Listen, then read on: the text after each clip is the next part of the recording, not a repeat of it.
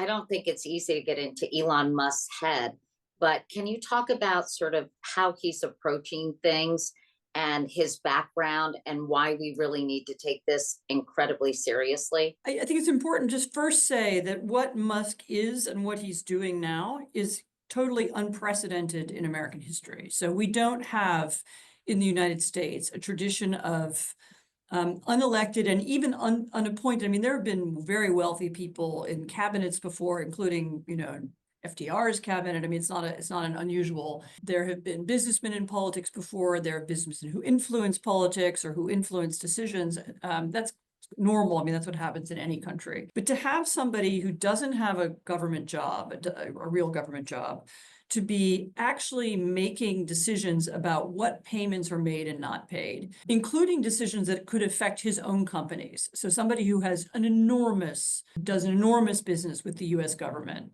Both Starlink and Tesla and many of his other companies have huge Pentagon contracts and relationships with the federal government. To have someone like that making decisions that will directly affect him and directly affect particular aspects of his companies, this is unprecedented, and this is much more like the role that an oligarch plays in Russia. So a Russian oligarch is somebody who has both political and economic power, at the same time in ways that are unhealthy. They have money because they have political power, and vice versa.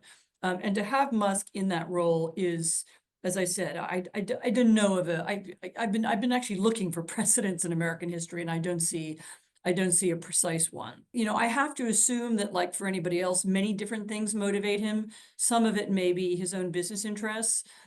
Some of it may be, actually that story about his family, who were Canadian, grandfather was a Canadian Nazi who moved to South Africa. That was, I think, originally in the Atlantic.